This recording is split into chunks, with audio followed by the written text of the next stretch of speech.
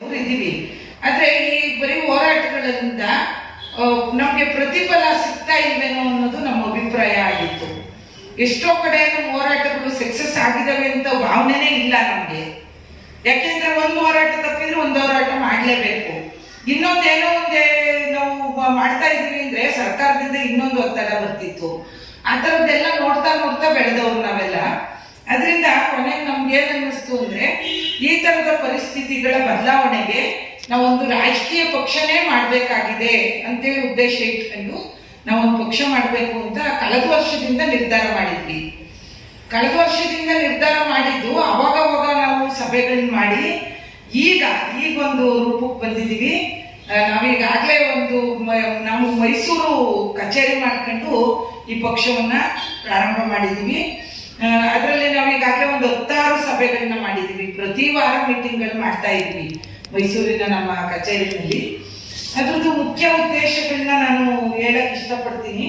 ನಾವು ಏನಕ್ಕೆ ಪಕ್ಷ ಮಾಡಿದ್ವಿ ಅಂತಂದ್ರೆ, ಈ ಪ್ರಜಾಪ್ರಭುತ್ವ ಏನಿದೆಯೋ ಅದು ಇಡೀ ದೇಶದಲ್ಲಿ ನಾವು ಅವರೇಜ್ ತಗೊಂಡ್ರೆ ಸ್ವತಂತ್ರ ಬಂದು 75 ವರ್ಷ ಆದ್ರೂ ಕೂಡ ಏನೊಂದು 50% ಜನ ಅಂದ್ರೆ 1/2% ಜನಕ್ಕೆ ಮಾತ್ರ ತಲುಪಿದ್ಯೇನೋ ಅನ್ನೋ ತರ ಬೇರೆಯವರೆಲ್ಲರೂ ನಿಷ್ಕ್ರಿಯ ಆಗ್ಬಿಟ್ಟಿದ್ದಾರೆ. ಯಾಕೆ ಆ ತರ ಆಗಿದ್ದಾರೆ ಅಂತ ಯೋಚನೆ ಮಾಡಿದ್ರೆ, ಬರೀ 5ರಿಂದ 10 ಕುಟುಂಬಗಳು ಮಾತ್ರ ಪ್ರಜಾಪ್ರಭುತ್ವದಲ್ಲಿ ಅಂದ್ರೆ ಚುನಾವಣೆಗಳಲ್ಲಿ ಭಾಗವಹಿಸ್ತಾ ಇದ್ದಾರೆ. ಮತ್ತೆ ಅದ್ರದ್ದು ಎಫೆಕ್ಟ್ ಆಗ್ತಾ ಇದೆ, ಅದರಿಂದ ತೊಂದರೆಗಳಾಗ್ತಾ ಇದಾವೆ. ಆ 5-10 ಕುಟುಂಬಗಳು ಹಲವಾರು ಕೋಟಿನ ಹಣ ಮಾಡ್ಕೊಂಡು ಹಣವಂತರಾಗ್ತಾ ಇದ್ದಾರೆ. ಬೇರೆ ಬೇರೆ ಮಾರ್ಗಗಳಲ್ಲಿ ಅವರು ಹಣ ಮಾಡ್ಕೊತಾ ಇರುವಂಥದ್ದು, ದುರುಪಯೋಗಗಳಾಗ್ತಾ ಇರುವಂಥದ್ದು ಸರ್ವೇ ಸಾಮಾನ್ಯವಾದ ವಿಷಯ ಆಗಿದೆ. ಅದು ಹೋಗ್ಲಾಡಿಸ್ಬೇಕು ಅಂತಂದ್ರೆ ಹೋರಾಟಗಳಿಂದ ಸಾಧ್ಯ ಇಲ್ಲ ಅಂತೇಳಿ ನಾವು ಈ ತರ ಪಕ್ಷ ಮಾಡಿರುವಂಥದ್ದು. ಅದರಲ್ಲಿ ಈ ತರದ್ರಲ್ಲಿ ಈ 75 ವರ್ಷದಲ್ಲಿ ಬರೀ 5ರಿಂದ 10 ಕುಟುಂಬಗಳೇ ಎಲ್ಲ ತಾಲೂಕಲ್ಲೂ ಕಾಣಿಸ್ತಾ ಇರ್ತದೆ. ಹೊಸ ಒಂದು ವ್ಯಕ್ತಿ ಬರ್ತಾ ಇದ್ದಾರೆ ಅನ್ನೋದೆಲ್ಲ ಸುಳ್ಳಿನ ಭಾವನೆ ಆಗಿದೆ. ಹೊಸಬ್ರೊಬ್ರು ಯಾರೋ ಎಲ್ಲೋ ಒಂದೊಂದು ಕ್ಷೇತ್ರದಲ್ಲಿ ಗೆದ್ದಿರ್ಬೋದು ಅಂತ ಅನ್ಸುತ್ತೆ.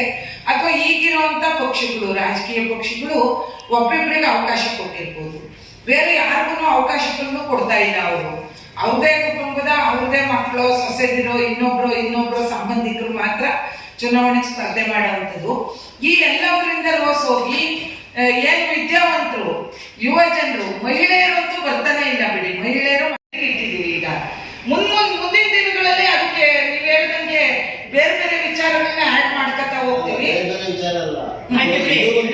ಪ್ರಮುಖ ವಿಚಾರ ಯಾಕೆಂದ್ರೆ ಸರ್ಕಾರ ನಡೆಸ್ತಾ ಇರುವ ಎಲ್ಲಾ ರಾಜಕೀಯ ಪಕ್ಷಗಳು ಈಗ ವಿಕೇಂದ್ರೀಕರಣದ ಬಗ್ಗೆ ಮಾತಾಡ್ತಾ ಇದ್ದಾರೆ, ಒಕ್ಕೂಟದ ಬಗ್ಗೆ ಮಾತಾಡ್ತಾ ಇದ್ದಾರೆ. ಅದು ನಿಮ್ಮ ಆದ್ಯತೆ ಆಗ್ಬೇಕಲ್ವಾ ಅಂತ. ಆಗ್ಲಿ ಸರ್, ಅದನ್ನು ಆದ್ಯತೆ ಮಾಡ್ಕೊಳ್ಳೋಣ ಅಂತ.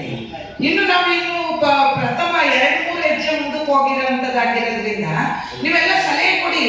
ಎಲ್ಲರೂ ನಮ್ಮ ಪಕ್ಷಕ್ಕೆ ಭಾಗ ಆಗಿ ಮತ್ತೆ ಏನು ಈ ಹೋರಾಟಗಳಲ್ಲಿ ಇದ್ದಂಥವ್ರೆಲ್ಲರೂ ನಮ್ಮ ಜೊತೆಗೆ ಹೆಜ್ಜೆ ಹಾಕಿ ಅವಾಗ ಸಲಹೆ ಕೊಟ್ಟಿದ್ದೆಲ್ಲ ಸೇರಿಸ್ಕೊಂಡು ಹೋಗೋಣಂತೆ. ತಪ್ಪೇನಿಲ್ಲ. ಅದಕ್ಕೂ ನಾವು ಮುಕ್ತವಾಗಿ ಆಹ್ವಾನ ಕೊಡ್ತಾ ಇದೀವಿ. ಎಲ್ಲ ಜನರು ಬನ್ನಿ ಅಂತೇಳಿ, ಯುವ ಜನರು ಬನ್ನಿ, ಮಹಿಳೆಯರು ಬನ್ನಿ, ಮತ್ತೆ ಈ ರಾಜಕೀಯ ಆಸಕ್ತಿ ಬೆಳೆಸ್ಕೊಳ್ಳಿ ಜನರೆಲ್ಲರೂ ಅಂತೇಳಿ ನಾವು ಕರೆ ಕೊಡ್ತಾ ಇದ್ದೀವಿ.